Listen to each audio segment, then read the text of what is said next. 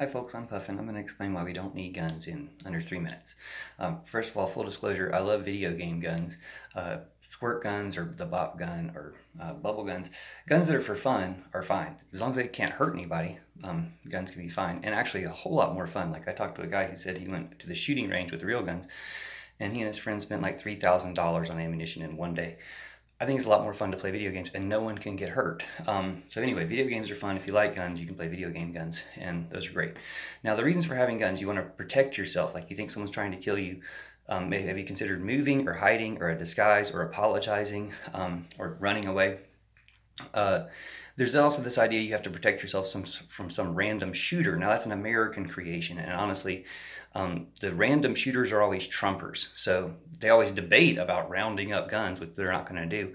But if they just round up the Trumpers, or at least a few of the Trump-Hooteners who are terrorizing us, then they'll put a stop to that pretty quick, actually. And you won't have to worry about being the good guy with a gun. We actually had a good guy with a gun here in Colorado who killed one of these Trumper shooters.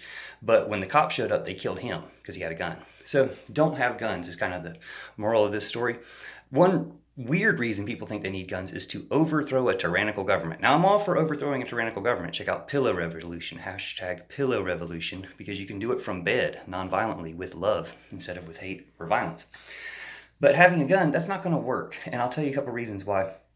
Afghanistan and Ukraine are most recent examples of war. Afghanistan, the Taliban didn't beat the United States by fighting them. They beat them by running away. They ran away into the mountains, and after 20 years of spending over $1.5 trillion, $2 trillion on war there, they came back and in 2 or 3 days took over the country.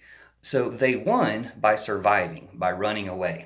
And all the money we spent on war, if we'd spent that on constructing a country, on what we actually call nation building, but actually built the nation, we would have made it Taliban proof in 20 years with $1 trillion. Easy. We would have done it with far less and less time if we had that as our goal. But war is obsolete. War is a waste. And you can see in Ukraine, they had small arms, not as many as Americans have, but Americans aren't going to overthrow the American government, not the American military, not with violence. You can do it by joining nonviolent means of reducing the American military and converting it to green energy conversion and rescue squads, which all military should be converted to. Listen to the aliens, they'll tell you.